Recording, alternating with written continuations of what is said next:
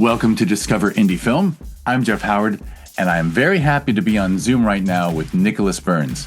Hey, Nicholas. Hey, Jeff. How are you? I'm good, and it's good to see and talk to you. I already mentioned Zoom, so I will actually do my brief Zoom disclaimer, which is Nicholas and I, we're not going to interrupt each other, but there's a micro delay that I've noticed when you record on Zoom.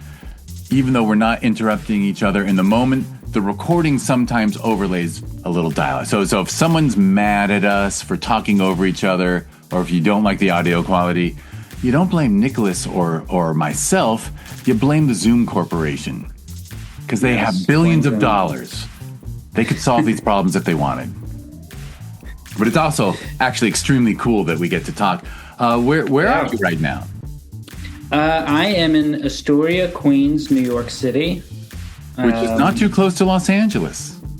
Not very close at all. Yeah, I'll be out there this summer, but still don't know when. Hopefully do a little visit there.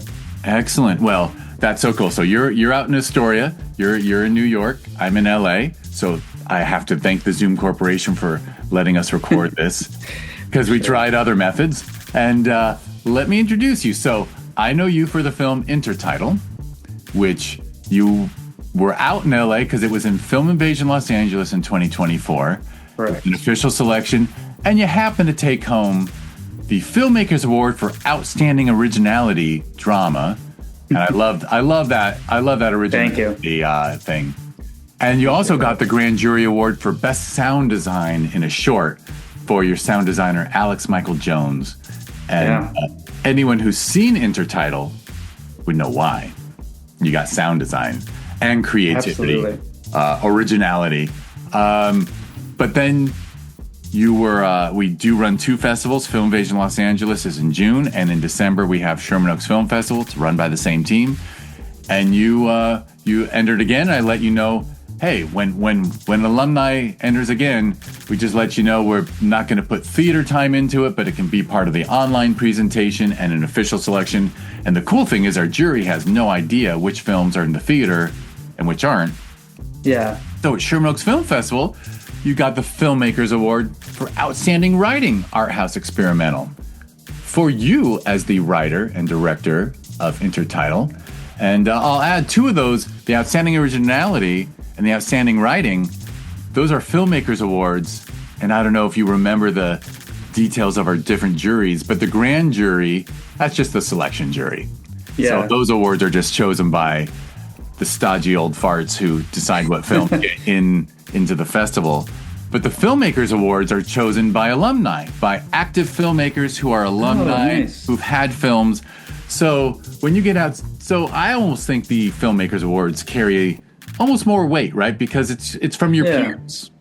Yeah, no, that they both mean a lot, but I definitely anybody who's made a film knows how difficult it is to make a film, and so that recognition is I'm honored, and it was an honor to be part of both of the festivals, even virtually with Sherman Oaks, and I think, you know, of all of the festivals I had participated in, at least so far, you know, what you guys did, especially with Film Invasion, and it was just such an amazing sense of community, and so it was just great to be a part of that. Much appreciated, and you and your team were really, really great to have there. In fact, your lead actor, Leslie Jacopetti. Yeah. I'm not going to lie, one of the most memorable people at the festival for me. Like, you know what I mean? Like I could not, you know, how do I say it? I'm whatever. I just found her so charismatic and fun. It's true. She is one of the most charismatic people I know, and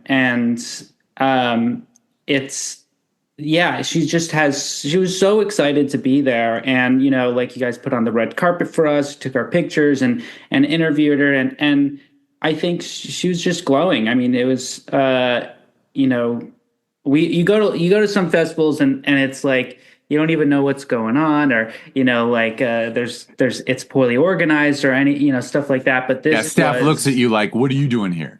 Yeah, right. And this was you know, it was one of the best festival experiences I'd had. And then I think, yeah, she was just radiant. She was happy to be there, and so was I. And it was a long process with that movie. So it really did feel like this big celebration for us when we were there, and of really celebrating that movie. And my family was out and happened to be in town, so they got to go. And I had some other friends in town just randomly who got to go, and it was just a great day. Yeah. Oh, wonderful. That's great to hear. And thankfully, I'm so grateful. I mean, and we're in a great venue, so everyone got to see your film, which really is it's a beautiful film to look at. Thank you. I guess it's not a spoiler to say that it's made in the tradition of silent film. No, that's that. Yeah. I mean, the title Intertitle refers to the old-fashioned intertitles we used to have, which I assume came from the golden era or the silent era when they couldn't put text over picture. They had to cut to a card that they shot with a camera. Yeah, I kind of thought about that too, because you would think they might just have subtitles or something like that if they wanted to communicate dialogue back in the day. But I think they didn't have that technology early on, and I think that just sort of kind of became the grammar. I think I've seen a couple of silent films where they incorporate the intertitle into an actual image, but once the technology had developed for them to do that, I think the talkies were arriving, and so it's interesting if maybe talkies had come 10 years later. Maybe intertitles could have gotten more and more complicated, more and more interesting, and but that's just me geeking out about silent movies. For sure. All right, well, let me first ask before I get into the personal questions. Is Intertitle, can people see it yet? It's still private right now. We just kind of I'm getting a website set up for all of my films to go public, and but so hopefully soon I'll be able to share that link with people, and they can watch it. So they can't watch it yet, but if and when you do that, feel free to send me an email with the link so we can put it in the show notes. So if people listen to this, they can go check it out because they're going to hear me talk about how cool it is. Yeah, no, absolutely. I love for people to see it. Yeah.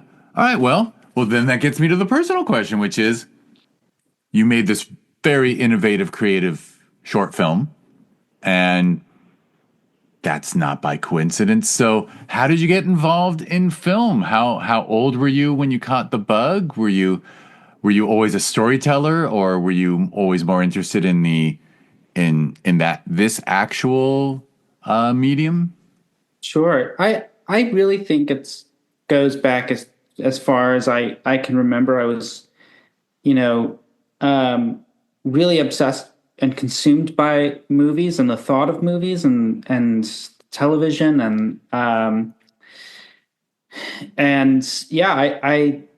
remember discovering Yahoo Movies, like on the website Yahoo Movies, when I was maybe like 5 years old or something like that, and I would just look up everything about movies. It was a total consumption of my brain, and release dates and all these different people who were in the movies, and it was really, I mean, it started early. It started once I could, and so I was always interested, and I think eventually I tried doing it myself once I was in middle school or so, and I knew immediately. I think the story I have always either told myself or to tell people is my mom got me a book called Awake in the Dark. It's the best of Roger Ebert's film criticism. She got me that for Christmas one year. And I think it was the first reading it. I like really realized that movies were art, and all of the different, ways you could look at a film. And I think the turning point for me, where it wasn't just something I was kind of, interested on the side or a hobby. It was like, I'm going to do this for the rest of my life. And yeah, so I got to thank my mom. I got to thank Roger Ebert for that. And I still have that book over there, and that's one of my favorite objects I have. Yeah, and did that make you more aware as a kid of what goes into filmmaking? I mean, was it just criticism, or I know most indie filmmakers at some point also realized, right? Because when you're a kid, you tend to like get into the actors, and then Yeah. somewhere along the line, the people who make films, somewhere they realized, oh no, I should follow a director's work. Yes. Yeah, I think that was a big turning point. In the book, he has obviously 40 years worth of criticism, but he also has interviews with, filmmakers I was kind of not aware of at the time, like Ingmar Bergman and Errol Morris and people like that. And I remember the Bergman one mentioned, he talks to Bergman, and Ingmar Bergman mentions going over to Hollywood to visit a set. I forget whose set it was, but he says this is like this huge production with hundreds of people, and the director doesn't even know half the people who are there. And when he goes and he makes his movies, it's just 20 or so of his friends, and working on a remote island and making a film. And I thought it was like, oh, there's so many different ways you can do this. And so, yeah, the idea of a director and the idea of there's all the different ways that you could be one too, came from, I think, that book and just that time in general. I mean, you start, I remember, when I was a kid, I thought the actors made the movie because they're on the screen. They're the ones doing it. But yeah, I think along with, at that age, you're starting to see more interesting, less,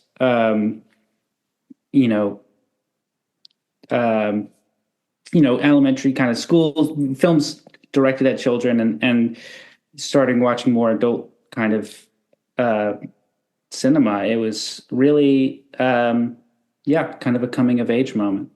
For sure. So when did you start writing? Did you start writing first, or did you get involved? Did you beg mom for a camera for the next holiday?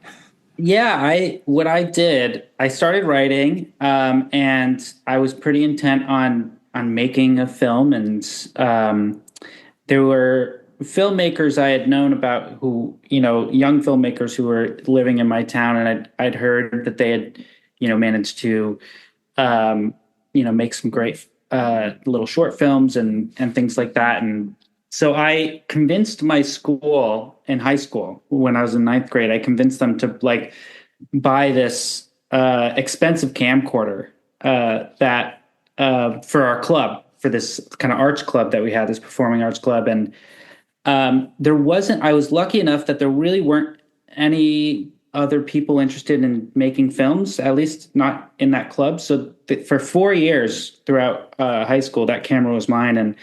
And I used it to, train myself. So yeah, I was very lucky that our public school was duped into buying that camera pretty much for me. Yes, but that was there for years, I'm sure. I'm sure lots of other kids benefited from you being a trailblazer there. Maybe in spirit, but the camera was broken by the time I was done with it.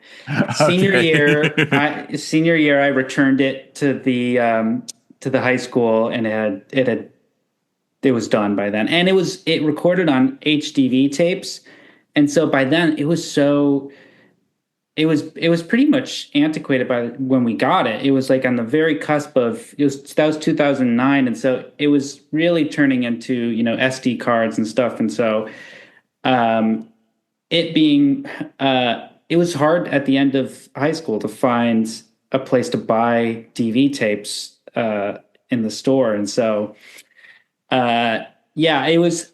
it was there's definitely been some great filmmakers who have been, since, after me in that, from that high school, but I don't think I helped them in any way by taking that camera.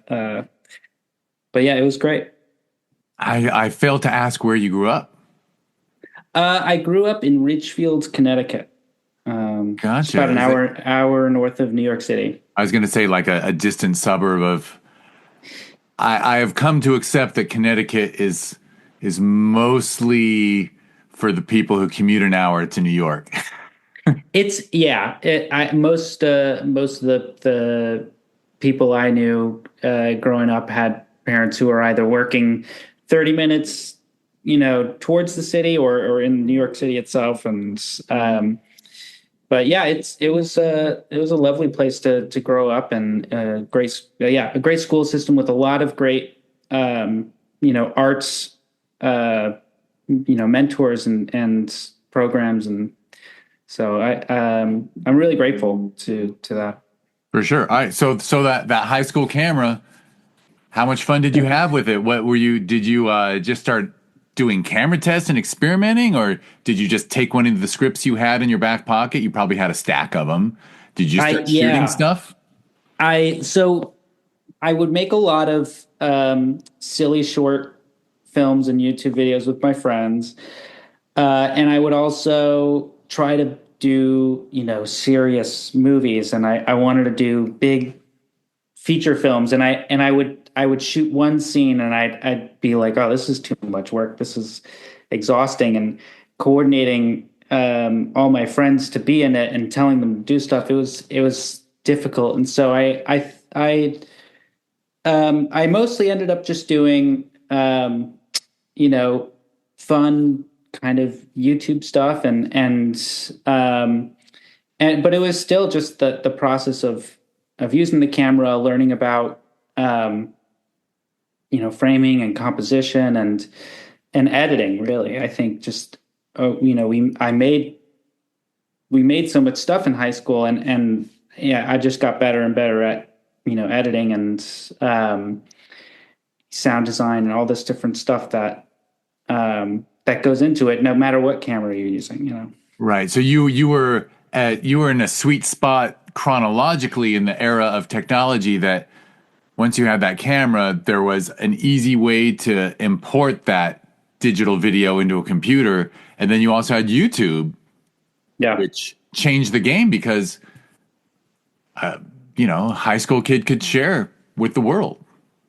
Yeah, it was a place to, put the stuff, and it was a motivation, and we would get, a really good response from, some of our, high school peers and stuff. And yeah, I think it was,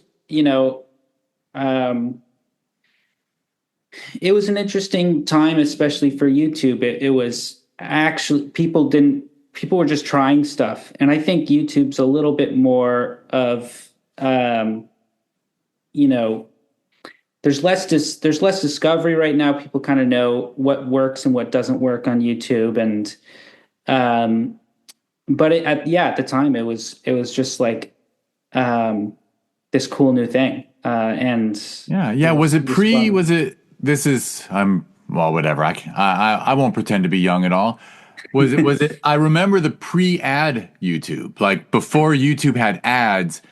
I think adding ads and adding monetization totally changed everything. But that pre-ad era, it even the comment sections weren't evil. Yeah, it was pre-ads, and I remember. I think towards the time I was like, in a senior in high school or in college, they started doing the ads, but we never made anything that would have got us more than 2 cents. So I think, I was just thinking that adding ads added monetization, which changed people's motivations for putting things up there. Like it was, holy moly! I think I'm comparing pre-ad YouTube was like a film festival, whereas post-ad YouTube is like a streaming network. Yeah, it is TV now. I mean, just or it's maybe not TV in the way that cable was, but it's the amount of time that people spend on it, and the amount of, not just on their phones or on their computers, but just on their actual TV. They're, watching YouTube. So it's a different, it's a totally different landscape, and it's, not that long after we started doing it. So, all right. So did all this experience, when you were in high school, when you were thinking about college, was it all about film? Yeah, I was pretty set, on following this, through the rest of my life, and making movies and directing movies and writing them. And I went to film school at Emerson College in Boston. And after that, kind of moved around a little bit, and then ended up in LA. And, I was, after college, just making short films, and still am. Was the Emerson experience? What was it? I think you might be my first Emersonian. Oh, no way. Maybe. Yeah. I don't know. Most people, honestly, everyone goes somewhere. There's so many options. Yeah. Now. But was it highly practical or theoretical, or a balance? It was a balance. I'd say it was mostly practical. At least for me, on the classes that I ended up choosing. And we did a 16 millimeter, a semester, like learning to use 60 millimeter and edit on Steenbecks and by hand, and doing all of that, even recording on magnetic tape for audio and syncing that with the film, like everything, that was an inspiration for doing Intertitle, later on. I, learned in that class. And, we also did a more, they have a more beefed up kind of 16 millimeter thing where you're able to use, they teach you on Bolex at first, and then they get you these, sync sound 16 millimeter cameras. I forget which ones they gave us, but, and they give you more resources to do a larger 16 millimeter film, which I got to do. And, and then they have some hit film history classes. They've got some theoretical stuff, but I think, it's a well-rounded program. And for me, I thought it was, a good experience overall. I did enjoy, my time there. No, that sounds fantastic, especially, that you got the experience of working with film, as I'm sure people were aware that it was on the way out, but because a lot of people, I mean, have you had the experience of cutting your finger with that razor blade when you're splicing film? I haven't done it enough to do that, but definitely it was I think, it was on the way out then, but it was the lesson of, with digital, you can just shoot all day, and it doesn't really cost you anything. But with film, you got to be very deliberate about what you're shooting, especially when you only have, they might, your first time out, they might give you only 500 feet or something like that. And so you got to really think about, what you want to shoot exactly, how it's going to edit together, and also rehearsing before you roll on it. And so it's definitely, in terms of teaching you process and teaching you, how to make a film in a more deliberate fashion. It's a great learning experience, even if you never end up touching film again. But I, of course, I think after that, there's a magic to film. And I think that's something I didn't expect to actually, discover. I was kind of neutral about film itself as a medium. I was, grew up in a digital age, and I think I was, seeing all the advancements with digital cameras, and that was really cool at the time. But working with film, it was like, oh, this really feels like there's a beauty and a magic to this process that is just more wondrous than ones and zeros. For sure, for sure. And yeah, you are giving me nostalgia for the era that will never come back, obviously, but there was something about cutting the film physically, that that work print and then Yeah. taping it together, and then you run it through and your edit works.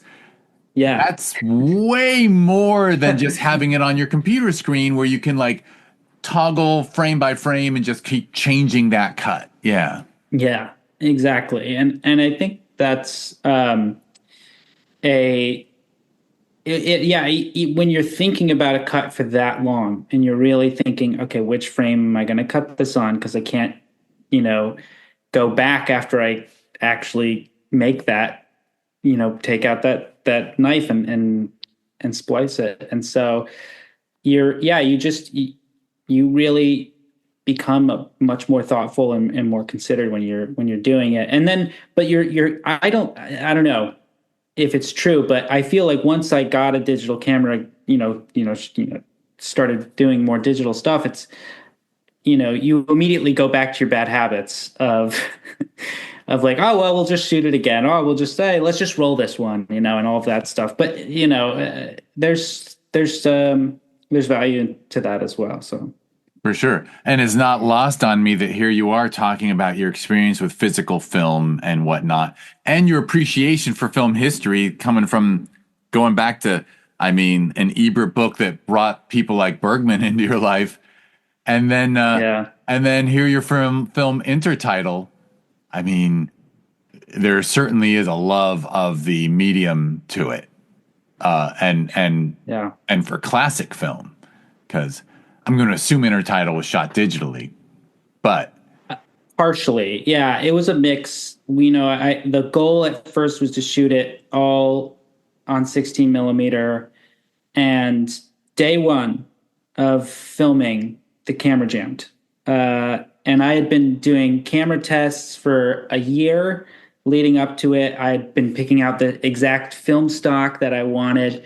I bought, thousands of feet of this very obscure film stock, and we got one day of filming with it, and it jammed. And then everything was set for the rest of the filming, and so we had to transition to shooting it digitally, which I think was a little bit of was kind of good for the project overall. I think I had some ideas of doing some sequences digitally in the first place, but I think like it allowed us to just get it done. I think by the time we had all this trouble with the camera and filming it, things were going. We had so much left we had to shoot, and so thankfully we were still able to complete it on time and with digital under budget as well. So it kind of helped out, and it helped just make the film finished. And then what was nice is we did have enough film shot to grade the digital exactly as the film that stock that I wanted to shoot. So we could look at some shots that were shot on film, and then side by side I could make sure that they looked correct, and that we had also the texture of the film. Like I had all these different sections where I could take that grain and actually move it over and put it onto the digital stuff, and take even the scratches and some of the light flares and things like that. It was so over, just to say that it was a mixed media situation, and I think it was better for it. For sure. Well, I jumped ahead with that question. My bad. Yeah. But but I just couldn't help but see the connection between you working with film. So after school, I think you implied that you came out to LA, or do you do some stuff back east first? Yeah, well, first, my girlfriend and I moved to Japan. Uh, and I grew up in Connecticut, and then I went to college in Boston, and I'd really spent, you know, Boston is still kind of this like little New England town, really.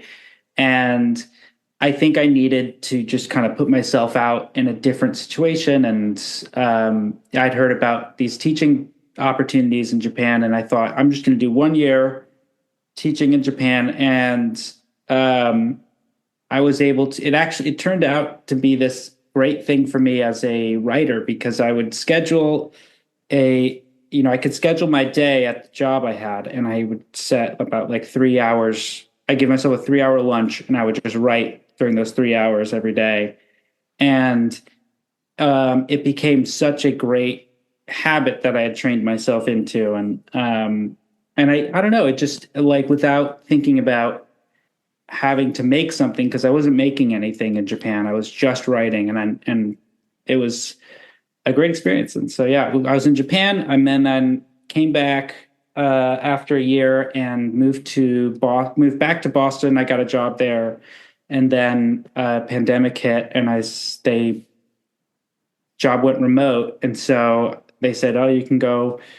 They didn't say we could go wherever we wanted, but they allowed us to, and I really wanted to go to Los Angeles. I really wanted to kind of be close to that filmmaking community, and again, I think also just be somewhere besides the Northeast.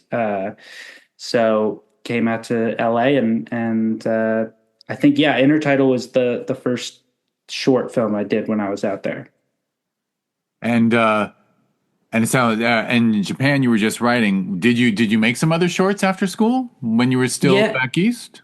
Yeah, when I came back from Japan, I made two shorts before the pandemic hit. And those were really, great learning experiences. And it's, the first short I was shooting we were planning it, and we casted it, and then all of a sudden the pandemic hit. And so it was kind of a tough learning curve, post college, to figure out how to, I had all these ambitions of making these films, and I was like, wait, are we going to be able to do this still? There was a lot of questions in the air about, film production, and but thankfully we were able to. It was a small project, so we were able to film it, later on in the summer of 2020, and then I made another film a couple months, maybe 6 months later, and then moved to Los Angeles. Right. That's very cool. That I always like what the little positives that came out of the pandemic. That is gonna. I'm still wondering what it'll be like 20 years from now. Will we still talk about it the same way? But so that's cool. So you made it out here, and then what was that like? Did you land with a community of like-minded people, or? Yeah, I think that I found my community when a friend of mine, Mary Frances, she was a producer on Intertitle. I knew her from Emerson, and I had kind of reached out to her when I moved to Los Angeles, and she said, she's an actress. I'm not an actor. And she said, why don't you come to this acting class? And I thought, okay, I'll go once and I'll check it out and see, like if there's, some other talented actors I'd like to work with, and maybe I can, I had, something in mind. Maybe I could put them in one of the films. And sorry, I don't know if you hear that siren going by. I don't quite hear the siren, but something was. Yeah. But we're good. We're good. Yeah, it's New York. But I had a garbage truck go by. I think you didn't hear. Oh, perfect. Okay, but yeah. So my friend, the producer, Mary Frances, she took me to this acting class, and the teacher, Michael Pettit, he was like, you don't have to act. You could direct a scene every week. You could take to the actors and you could put up a scene, and um I was like, cool, I'll do a scene, and then I'll, be on my way. And I did one scene, and I realized how badly I needed to be working with actors and staging a scene, and blocking it, and finding moments. And I immediately was like, I'm just gonna keep doing this. And it was one of the best things. And obviously, like, actors are so much more, on generally speaking, gregarious and outgoing people. And it was always great kind of being led into that community and of actors. And so, that's how I met Leslie. That's how I met pretty much everybody who worked on Intertitle. And it was a really amazing experience. No, that's I mean, kudos to that acting teacher for being open to having you come in and direct people. Sometimes I think they want to do it all themselves. But also, I mean, what an amazing, because here you've most of your story has been, about the writing and directing side, and working with equipment and everything. But you can always tell when when a director is good with the technical and doesn't even know how to relate to the actors, right? So that's one of the biggest parts of making a good film. I think so. And I think it's, it's not just about, okay, can I get this actor to do the performance that I want? That might be how you go into, directing. You might be thinking that it's just about, making them do the thing that you want to do. I forget which director it was, but they kind of compared actors to, like, nails in a house. They're just supposed to, hold this thing together. They're a tool to be used. And I think there's a way of directing where you can do that. I think Hitchcock was kind of like that, but I think the collaboration with an actor gets you as a director more involved in the story, because you're talking about the character. You're talking about, well, what's supposed to happen in this scene, and how will the actors be communicating that part of the story. And a lot of times, it's not about lighting. It's not about the camera. It's really about what's going on in that face. It's such a, I think one of the best parts of making a film is engaging with the actors and collaborating with them, because it's, your film lives or dies in that collaboration. And I always remember, whenever you watch, whether it's behind the scenes stuff or just interviews with filmmakers, the ones who are really open to the ideas of the people they're collaborating with, it only makes your work better. Not being precious about the dialogue, being open to what other people bring to it. Mm-hmm. Just it's a collaborative medium. Yeah, absolutely. And that was a great experience working with that acting class, and that was, the kind of community I think I was looking for when I came out to Los Angeles. That's fantastic. And so Intertitle was the first thing you shot out here? Yeah. It took me a while to kind of figure out, what I wanted to. I knew I wanted to do something 16 millimeter adjacent, related, and I'd been kicking around a lot of ideas, and then I finally, went with Intertitle, and I immediately knew I wanted Leslie in it, and then Jeremy came into class one day, and I saw the moment he was, started talking to him, I was like, I think I found, Leslie's scene partner. So it was great. And any insight into what inspired you to write a film that is such an homage to silent film? And I mean, I don't think it's a spoiler if I say that you use the silent film concept to really highlight, human communication and how it can how people can fail to communicate in a relationship. Yeah, I think I went into it knowing I wanted to do something, using I just got this 16 millimeter film camera. It's this Russian it's called a K3, and it's a wind up kind of like a Bolex, a Russian Bolex camera, and with it you can't really do sync sound, so it would have to kind of be a silent-ish production. And then I think I'd also been kicking around this idea of breaking with the silent film language, and which was kind of an interesting concept. And I wrote something else, and it was kind of way too expensive, so I couldn't do that. But then I borrowed some of those ideas over into Intertitle, and it was really about, I mean, it becomes about communication. It becomes about, okay, well, how does this limit them in, this couple in their ability to communicate with each other? And I don't know, I just thought it was a lot of fun to then decide, okay, well, how can we, mess around with that, the grammar of intertitles and using sound and, not using sound and all that stuff. So it was just a lot of fun kind of making the rules of this weird little silent film world. Right, for sure. And you certainly got original with it, and certainly created something unique and satisfying for your viewer.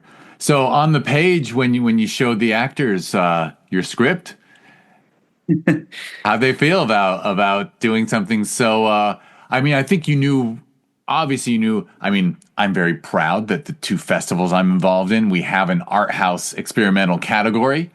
Yeah. Because we want to see films like yours, and if you don't have that category, maybe you won't submit. So we want the creative stuff. Yeah. I on the page, it was definitely really tough, because I remember thinking I might need to like include some like pictures for description here, or I might need to do some other, but I think it didn't kind of prove to be as big of a challenge. But when the actors read it, they were definitely like, oh, well, that was different. It was fun hearing their reactions. And I think, but generally they were very excited about it. It was, I think, an opportunity to, for them as actors to do something that was also very different. It was a challenge for them to, do a totally different style of performance and work within this kind of style of film. But yeah, it was a weird writing process for sure. For them, I mean, I'm reminded, I believe it was Jeff Daniels said something like, when you act on stage, you act with your voice. And when you act on film, you act with your face. And your actors in Intertitle, they're acting with their faces, right? I mean, they're both I mean, there is dialogue and there is, but I mean, we understand their emotions because they're really communicating to us with their expressions.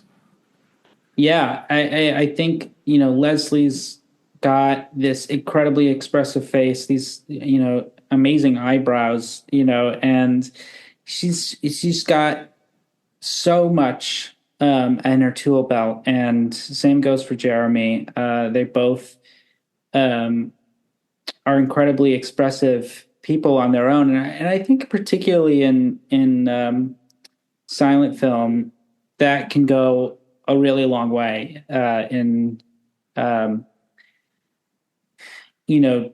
doing a lot with little, with a close up, and obviously that continues throughout even film today. But I think it has a particular effect in a silent film. I think The Artist, that movie from 2011, that silent film Jean Dujardin, the actor, he had just such a great, face. And he did so much with just these little looks, and I think, that is really the reason that movie is so successful is that expressive face that he had.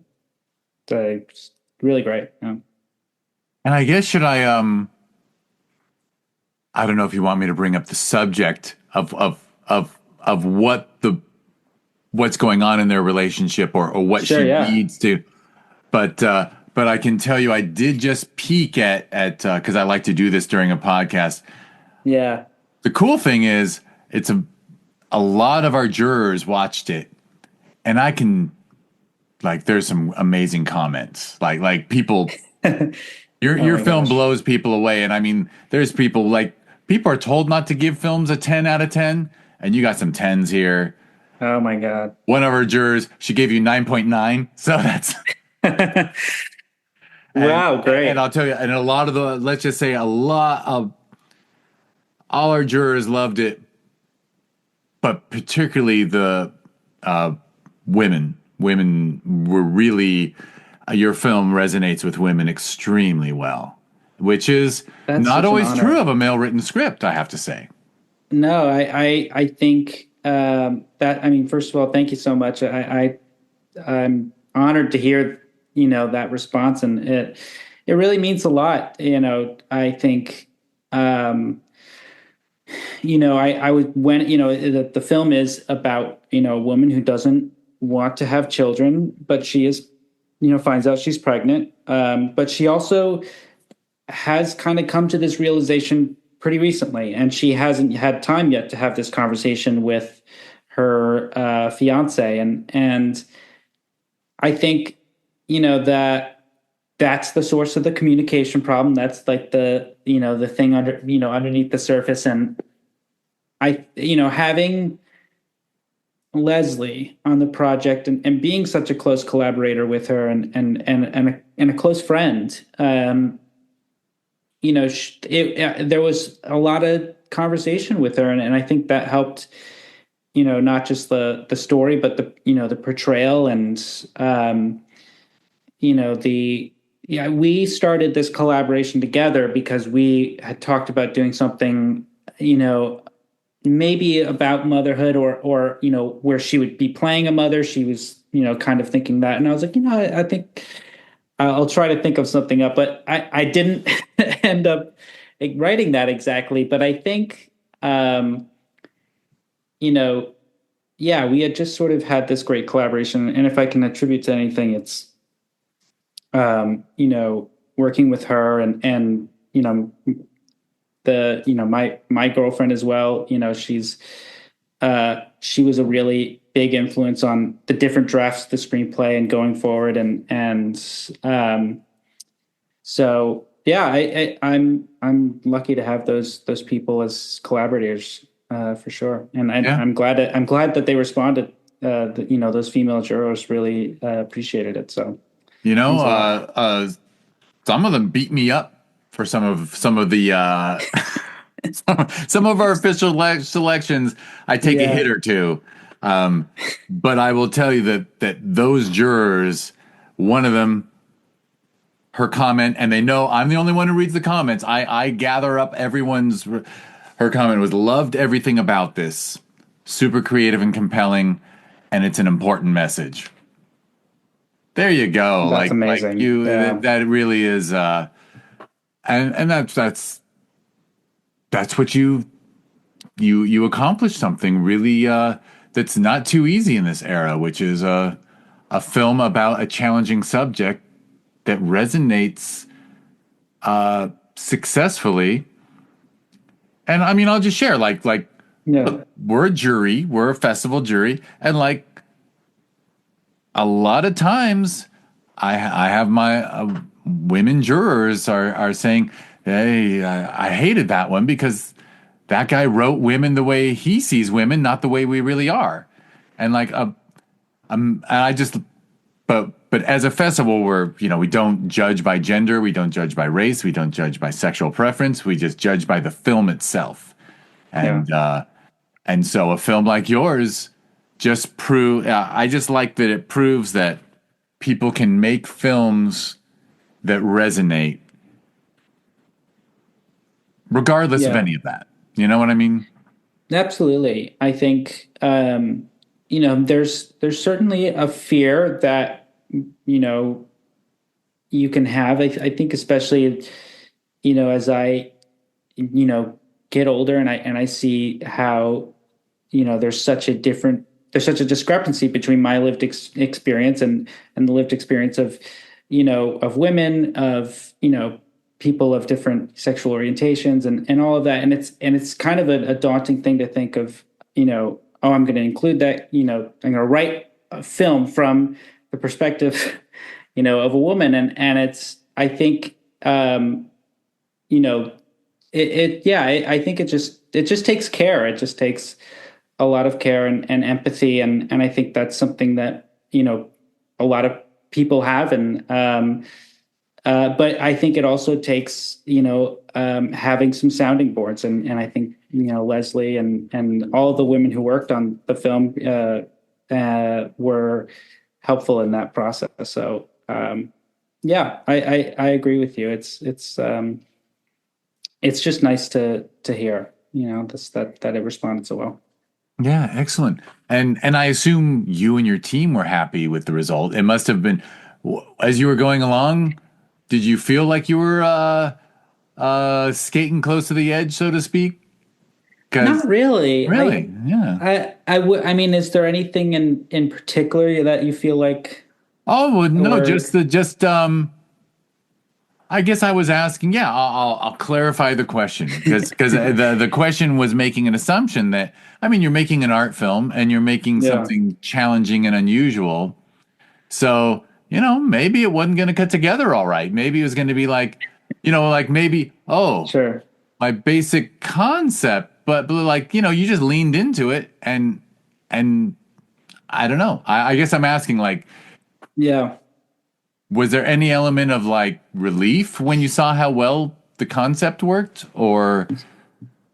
Yeah, I think there was definitely a little anxiety in the first edit that I had watching it, and I made a lot of changes throughout the editing process. I cut a whole character that's in there, and or at least I cut it, and I'd kind of planned, halfway through shooting, I was like, I think we're actually probably going to discard this subplot.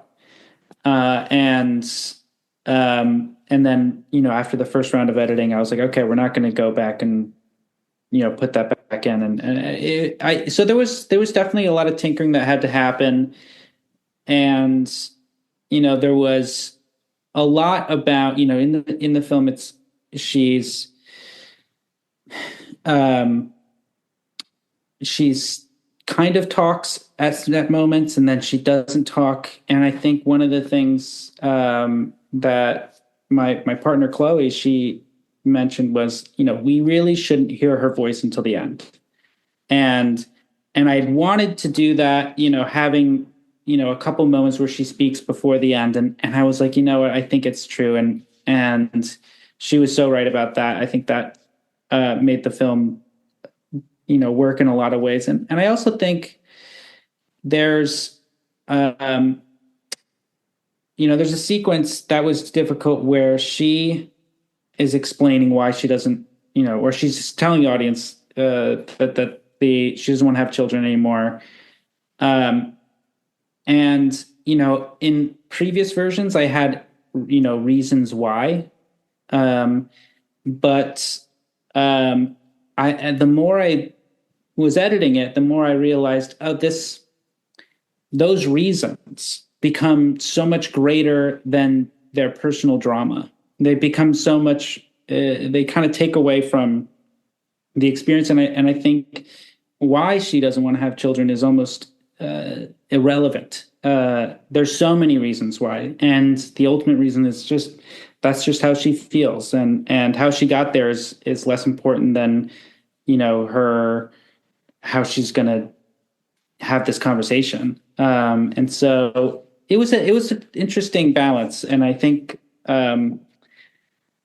once it was done, though, I guess to answer your question, there was a lot of relief. Once this edit, came through, it is that thing, though, I think, where that first assembly cut was a little nerve wracking, and there was a lot of work to be done. So yeah, it wasn't without its headaches. Well, and what you landed upon with some good feedback from people in your life.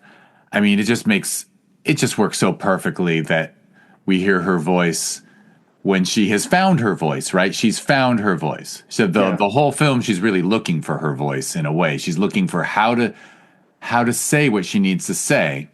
Yeah. And so honestly, it just works so well thematically. Yeah, it is really important that, and just even though she has like a couple lines that are subtitled throughout it, and her voice is warbled and it's muddled, and it's that moment when it just shines through, and we can hear her talking, that you know it just creates this feeling that you just of like she's coming out of the water. She's and um and it's such a beautiful little performance that she gives in that moment. And it's I don't know, I think it's really and it was there in the script. I'd wanted to build to that moment, and it to feel like a catharsis. And yeah, it definitely worked out that way, once we finally got it, the edit there. Yeah. All right. Well, you mentioned the warble of the voice and everything. So, so two things I have to bring up, but obviously I'm going to ask you about the sound design, Mm-hmm. and how was that a process of discovery, or did you actually have a very pretty clear auditory vision going in? I think what I knew I wanted to do was have a lot of the sounds, the diegetic sounds in their life, be audible. And, I didn't want it to be a silent film where there's actually just music and, intertitles. I wanted the rules to be a little different so that she could talk. There was a way in which we are hearing sounds and voices. The TV, we can hear the sounds of the TV. It's just them in their lives that are not able to talk, and they're kind of stuck almost in a silent film. And so I knew I also really wanted that sort of, there's something sparse about a lot of early sound films. You might hear, or it's even like, something like Italian films, where they would shoot a lot outside, in the 50s and even into the 60s without, sync sound. They would go out and they would just shoot with a camera, and then figure out they would ADR almost everything. They would do all this stuff, and there's just like, you would hear maybe like a couple footsteps, but you wouldn't hear the birds, you wouldn't hear the sound, you would hear very select things, and there's a dreamlike eeriness to that sound design that I really liked, and I thought I would kind of borrow some of that into this film. And so yeah, I think I had a really strong way. I knew I wanted the sound to play out. I think the music was the toughest thing, and that was where Alex Michael Jones, he was a huge help on. We did like almost a whole score together, and then pivoted, uh, and finding the right kind of sounds, and finding like, it was a lot of it was Vivaldi, but it was also very treated, and there was like an opera piece in there, but it was also kind of treated and sounded old. And so that was the tough thing, because tonally the music was shifting the film in a lot of different ways, and finding the right tone was the probably the most difficult part of the sound process. Understood. Well, I did say I had two questions. The other one was actually about the cinematography. Mm. Because so many, I guess what I want to say is it looks so good. And it really does. A lot of shots really feel like a classic Hollywood black and white shot to me. You know, like Oh, thank you. the way they're lit, like like you could almost like if I had it playing on the TV and someone Yeah. walked by, they might be like, "Oh, are you watching an old movie?" You know what I mean? Like I think you Yeah. nailed Yeah. it. I think you nailed it. And I Thank obviously you. were going after that because you were thinking of shooting on film for the entire Mhm. thing. Yeah. Yeah. I mean, I think that came a lot through just prep and watching a lot of silent films and old, Hollywood films, anything in black and white, really. I was trying to retrain my brain. And one of the great things that you can do is with black and white is your lighting can be very strange and it looks right. It wouldn't look right in color. It would look, too harsh or too sculpted or unmotivated or all these different things um, that color photography kind of requires to look real. But yeah, black and white allows you to do something a lot more graphic and have a lot more fun too. I think it was a really fun film to light. And so, yeah, I mean, that means a lot that it worked well for you and that it was it was convincing as authentic black and white photography. It didn't look just sort of like a color film with a desaturated. It's so it yeah, it was a very fun process. Yeah, well, as you mentioned earlier, like you did, so the stuff you shot digitally, you did treat it to give it a film look. But I mean, Mm-hmm. sometimes you give us jitter, sometimes Yeah.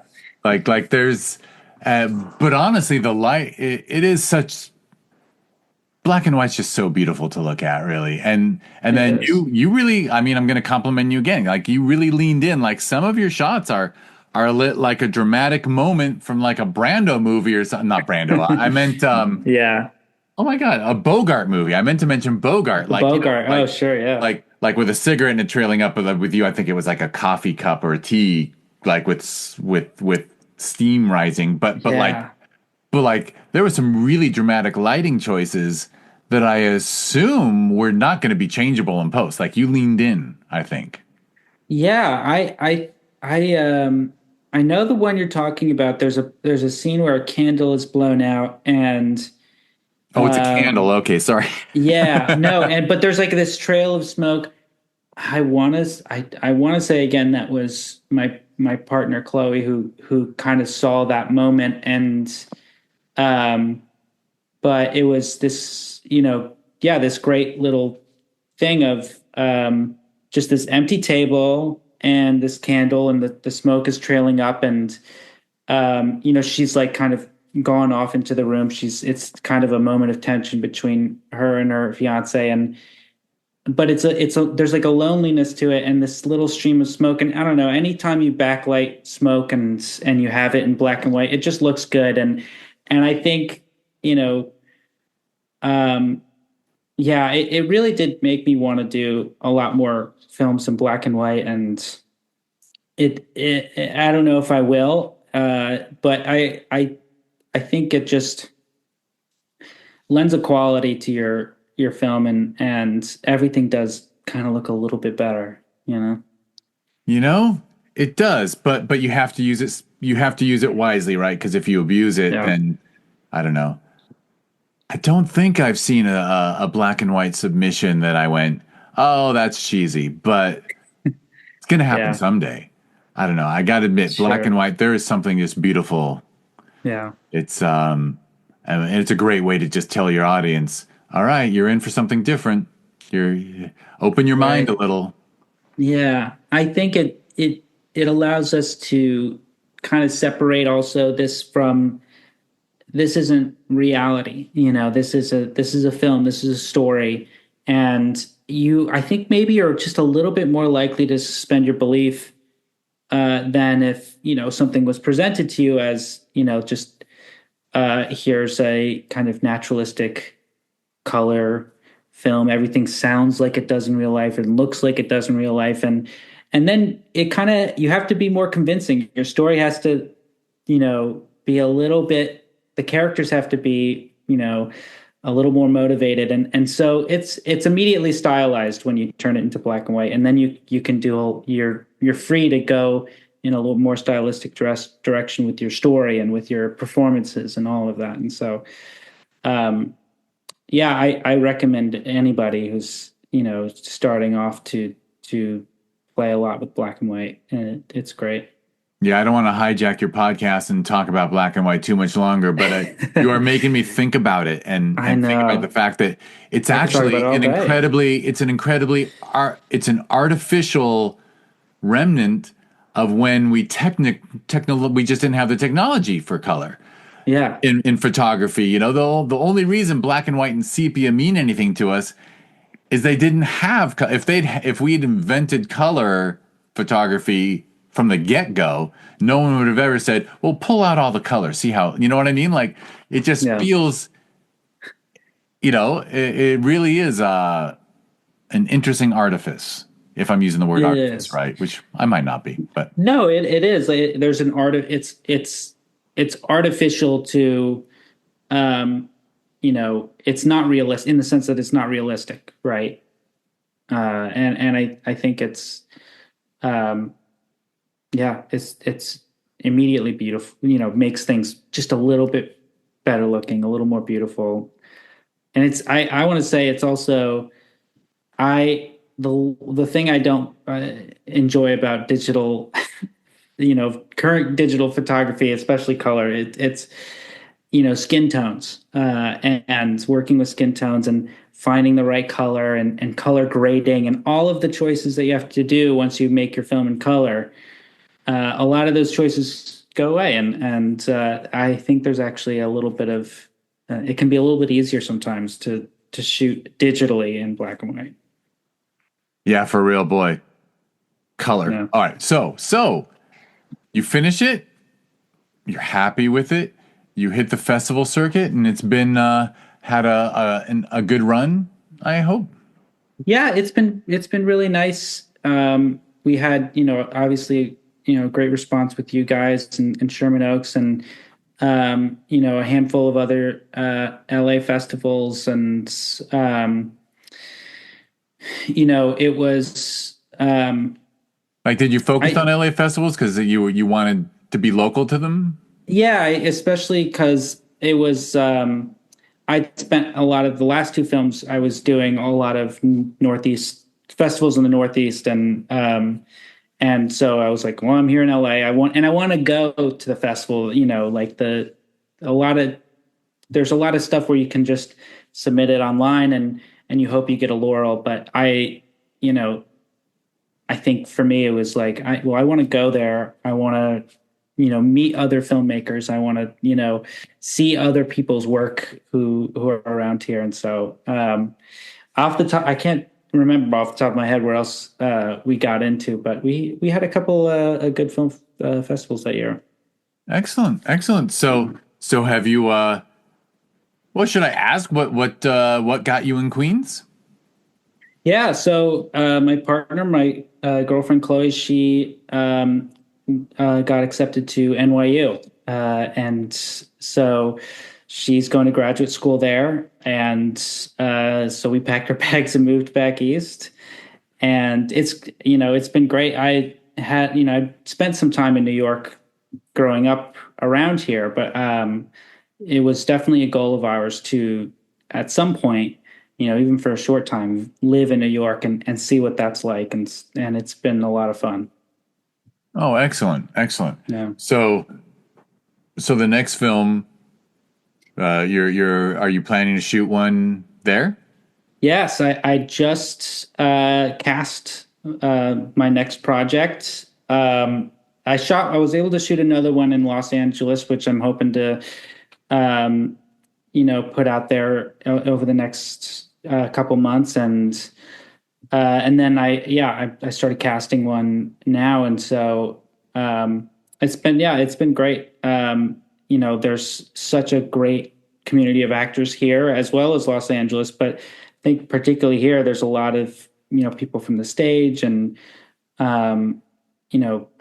it's been a great process so far casting it, and hopefully have that one done in a couple months, and then I got couple other projects kind of floating around in the air, and so I've stayed busy. That's the good thing. Excellent. That's great to hear. Yeah. All right. Anything else we want to let people know about?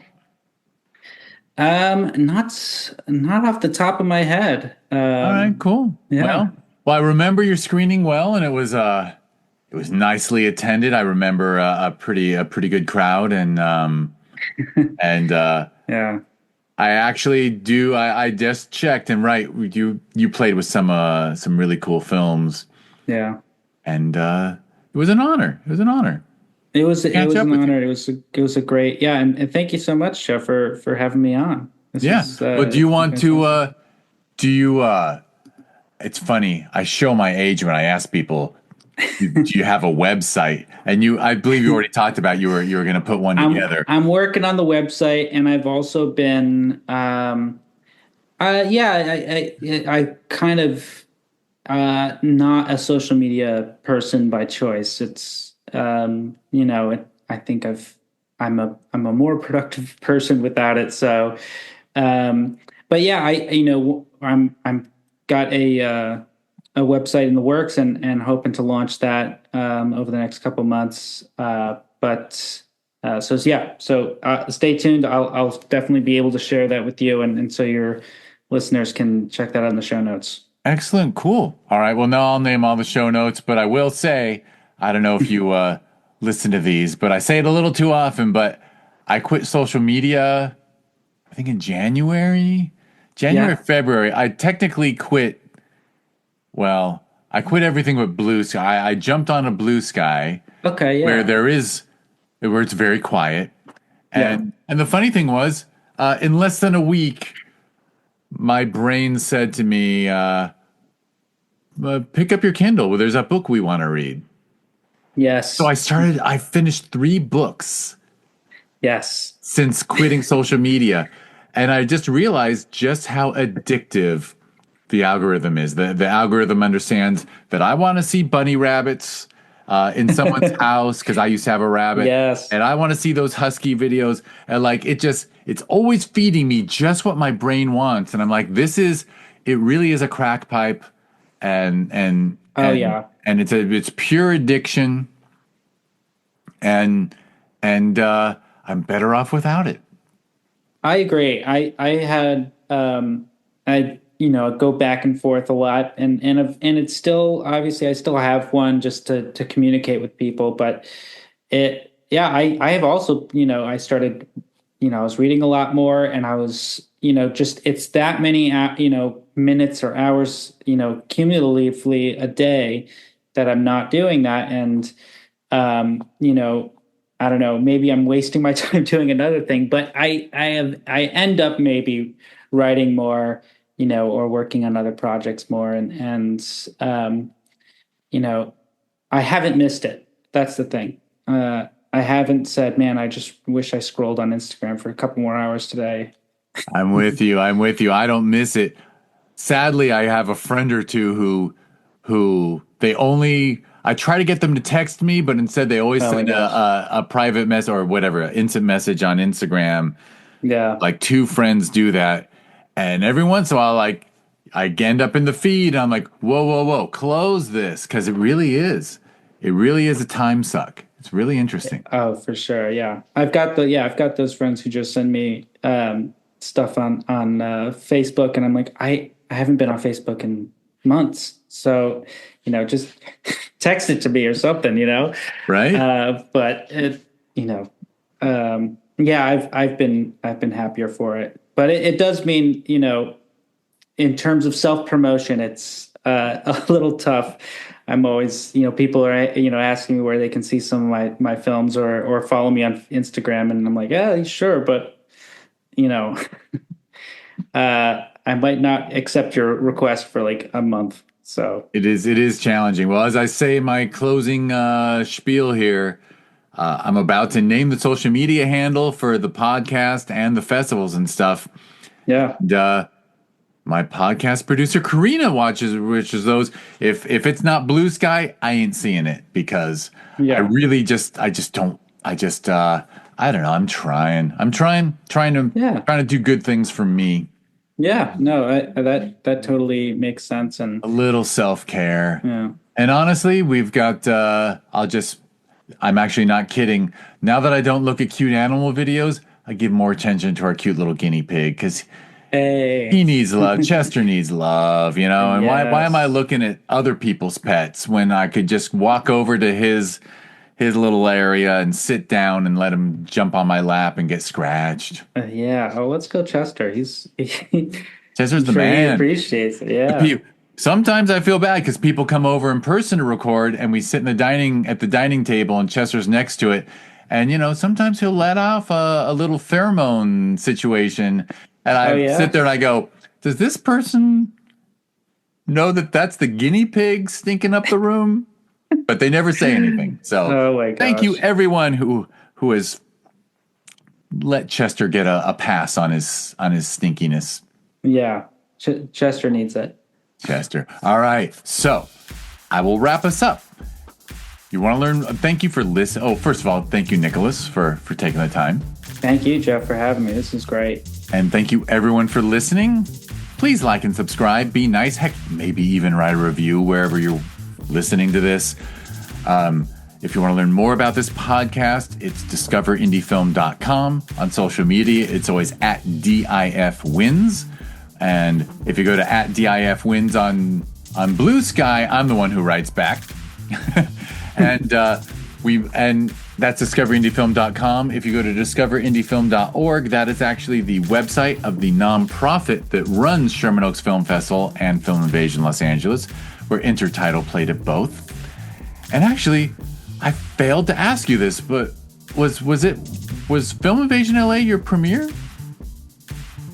I believe so. Thinking back. Because the funny thing is I normally copy off the website. Normally it's supposed to tell me there, and it didn't. But then when I looked at the listing, you did check the box for world premiere. Yeah, it must have been if maybe there was we had a screening, just like a friend's. Those don't count. Those don't exactly. Count. So we had that, and but yeah, I think it was the first time it played publicly. We threw you on a 65-foot DCP screen, and it looked beautiful. It was fantastic. Yeah, it was. What a great day. Excellent. All right, well, so discoverindiefilm.org is the nonprofit that people should check out, especially if you love indie film. It runs 2 film festivals in the LA area, and both are in Film Freeway's top 100 best reviewed by filmmakers such as Nicholas. So, and if you want to learn more about them, you can click the links on there, or Sherman Oaks Film Festival. Well, Film Invasion Los Angeles is filminvasionla.com, and it's at Film Invasion LA on social media, and we hold that one every June. And this June, just coming up too soon for me, is going to be our 10th anniversary edition. Oh, so exciting. And Sherman Oaks Film Festival is shermanoaksff.com, and it's at Sherman Oaks FF on social media. All right, that's not till December. I don't have to stress about that yet. And the last comment is, and Film Invasion, we pulled that name out of our butts 10 years ago, and for years there was talk of another one, and now a team has finally stepped up, and in January of 2026 we're going to have Film Invasion Lima, Peru. Oh wow, so exciting. Isn't that groovy? So I haven't been, but I know the team down there well, and the theater is beautiful. It's in the Spanish Quarter. It's so I'm looking.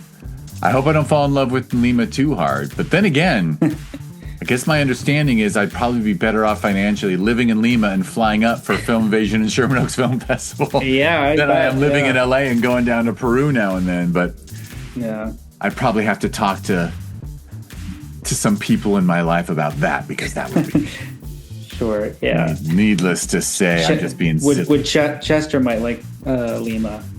Oh, everyone who's been to Peru tells us that they serve guinea pig. So I don't think we can take him. Oh no, that's not too much. I already told him. I said, buddy, don't worry. I'm not going to eat any of your cousins when I'm in Lima. I will refuse. I'll pretend I'm vegan. I'll only eat beans and rice if I have to, but I wouldn't. I had a friend say, oh, you got to try guinea pig down there. I'm like, oh my gosh. You shut up. That's the rudest thing. You got dogs? Yes. I challenge you to eat a dog. Yeah, I would. I don't think I've ever been tempted to eat anything in the rodent family. So that's an excellent point. Yeah. Actually, 30 years ago, I had a college roommate who ended up a chef in Napa Valley, and we went to a restaurant. We were sitting there, a bunch of college friends, and one of them ordered the rabbit, and she was eating it and loving it. And then one of the other friends, it wasn't me, said, "You're eating Bugs Bunny." And she dropped her fork. Oh my gosh. She couldn't have another bite. As soon as someone reminded her what that meat was, she was done. Yeah, they never call it bunny. They call it rabbit if they're serving it. They called it bunny. I don't think people would eat it. Yeah. Is there a word? I know, it's so funny. The whole, cow beef, pig pork. But anyway, all right. That was, talk about a tangent that was unrelated to this podcast. Detour, yeah. I know, we went on a guinea pig run. All right. Yeah. Nicholas, thank you so much. Jeff, thank you so much. This was amazing. Yeah, and thank you everyone for listening.